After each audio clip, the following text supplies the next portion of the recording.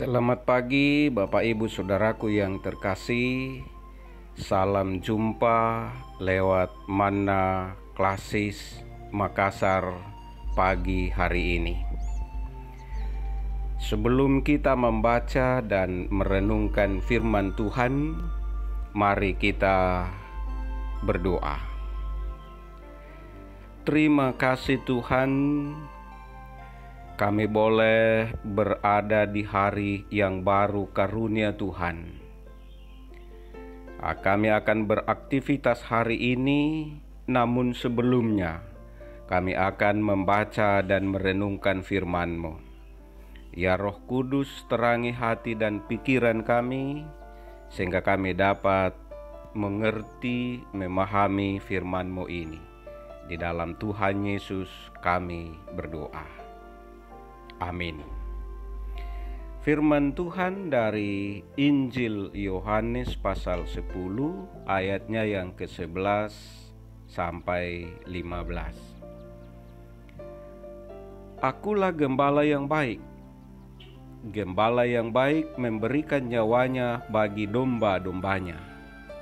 Sedangkan seorang upahan yang bukan gembala dan yang bukan pemilik domba-domba itu sendiri, ketika melihat serigala datang, mereka meninggalkan domba-domba itu lalu lari, sehingga serigala itu menerkam dan mencerai-beraikan domba-domba itu. Ia lari karena ia seorang upahan dan ia tidak memperhatikan domba-domba itu. Akulah gembala yang baik, dan aku mengenal domba-dombaku, dan domba-dombaku mengenal aku. Sama seperti Bapa mengenal aku, dan aku mengenal Bapa, dan aku memberikan nyawaku bagi domba-dombaku. Amin. Firman Tuhan. Saudara-saudaraku yang terkasih, kitab Injil Yohanes ini memang menampilkan pribadi Yesus yang sungguh-sungguh menjadi Allah. Atau dari kitab inilah kita bisa menemukan bahwa Yesus sendiri banyak kali mendeklarasikan dirinya sebagai orang yang berbeda dengan orang lain, atau menunjukkan bahwa sesungguhnya dia adalah orang yang dinubuatkan oleh para nabi. Di Injil Yohanes banyak kali kita menemukan deklarasi Yesus sendiri tentang dirinya. Misalnya, Yesus banyak kali berkata, "Aku adalah." Yohanes 6, Yesus berkata, "Aku adalah roti hidup." Di pasal 8, Yesus berkata, "Akulah terang dunia." Di Yohanes 10 ini Yesus berkata, "Akulah gembala yang baik." Yohanes 11, Yesus berkata, "Aku adalah kebangkitan dan hidup." Yohanes 14, "Aku adalah jalan, kebenaran dan hidup." Yohanes 15, "Aku adalah pokok anggur yang benar," dan seterusnya. Di pasal 10, Yesus menegaskan bahwa dia adalah gembala yang baik. Gembala yang berbeda dengan konsep gembala yang ada pada zaman itu, pada zaman Yesus. Baik yang sebagai imam-imam, yang juga bisa disebut gembala umat, ataupun raja-raja.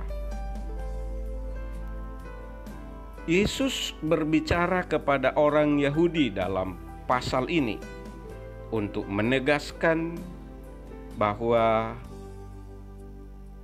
Yesus adalah gembala yang baik. Ada 3 hal menarik dari pasal ini yang menunjukkan gembala yang baik menurut Yesus Kristus. Yang pertama, gembala yang baik itu menurut Yesus adalah rela berkorban. Di ayatnya yang ke-11 dan ayatnya yang ke-15 itu dikatakan memberikan nyawanya bagi domba-dombanya. Gembala yang rela berkorban. Yang kedua, gembala yang baik itu adalah mengenal suara domba-dombanya, mengenal domba-dombanya dengan baik. Dan yang ketiga, domba-dombanya pun mengenal suaranya.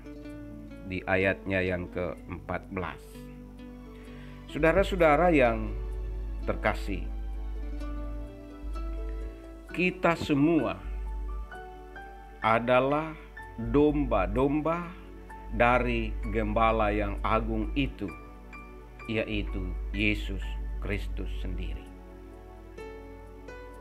Tetapi kita juga adalah orang-orang yang diutus untuk menjadi gembala.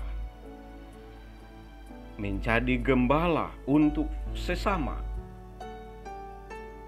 Terlebih saat-saat sekarang ini, seluruh jemaat di Gereja Toraja Mamasa sedang memproses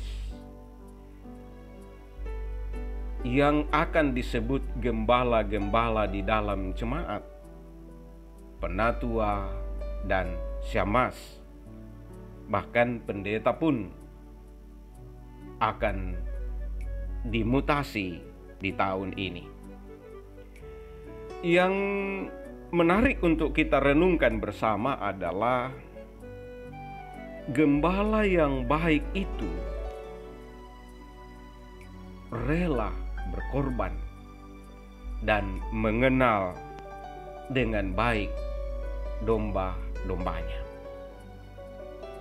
Inilah yang patut menjadi perenungan bagi setiap kita, sehingga tugas dan tanggung jawab yang kita emban, apakah kita sebagai pendeta, apakah kita sebagai penatua, apakah kita sebagai syammas, adalah gembala untuk seluruh jemaat. Mari menghayati 2 hal dari gembala kepada domba, yaitu rela berkorban dan mengenal dengan baik domba-dombanya. Itu berarti bahwa sebagai gembala memang ada hal yang selalu harus menjadi pengorbanan dari diri kita. Pengorbanan perasaan, pengorbanan waktu, dan bisa juga pengorbanan materi sebagai wujud, sebagai bukti kita adalah gembala umat. Bahkan Yesus sendiri mengatakan, tapi ini hanya terjadi pada Yesus, menyerahkan nyawanya untuk domba-dombanya. Saya kira inilah yang sedang direnungkan gereja di masa-masa sengsara sekarang ini. Sengsara Yesus Kristus. untuk menghayati, merenungkan bahwa apa yang Yesus katakan, ia benar-benar melakukannya. Dan tentu akan menjadi teladan bagi setiap kita yang dipanggil khusus untuk menjadi gembala jemaat. Selanjutnya, seluruh orang yang percaya kepada Yesus sesungguhnya adalah dipanggil untuk menjadi gembala juga.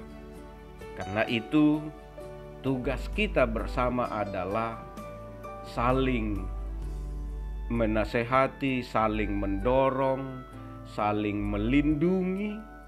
Itu adalah tanggung jawab kita bersama sebagai gembala. Saudara-saudara yang terkasih, kita semua, warga jemaat, penatua Syamas, pendeta, kita semua adalah domba-domba dari gembala yang agung, Yesus Kristus. Yesus mengatakan, domba-dombaku mengenal suaraku. Dan kalau kita baca pasal 10 ini, Yesus berkata kepada orang-orang Yahudi, kamu bukan domba-dombaku, karena kamu tidak mengenal suaraku. Nanti dibaca di ayatnya yang ke-25 dan 26. Kita semua adalah domba dari gembala yang agung. Kita semua harus mengenal suara gembala kita dengan baik. Bagaimana kita mendengarkan suara Tuhan itu?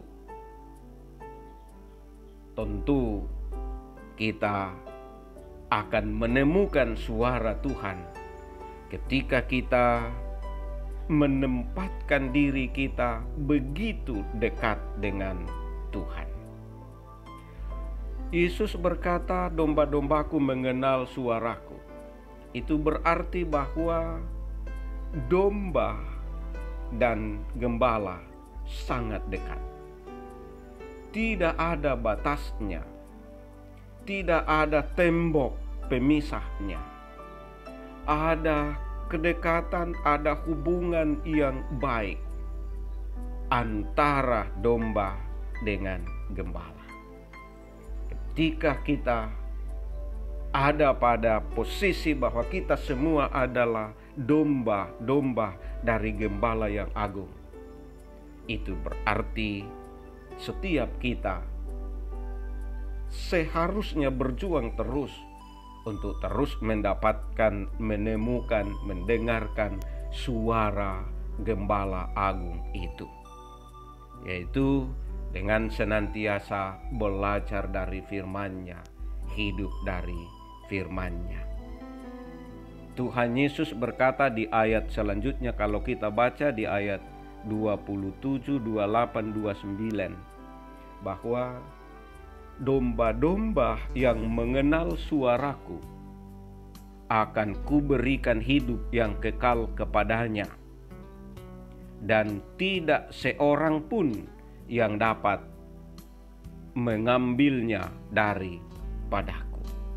Saudaraku, ini sungguh luar biasa, bahwa ketika kita sebagai domba yang mengenal suara gembala yang baik, ada jaminan dari Yesus Kristus memberi kehidupan yang kekal dan menjadikan kita miliknya yang tidak dapat direbut oleh siapapun juga.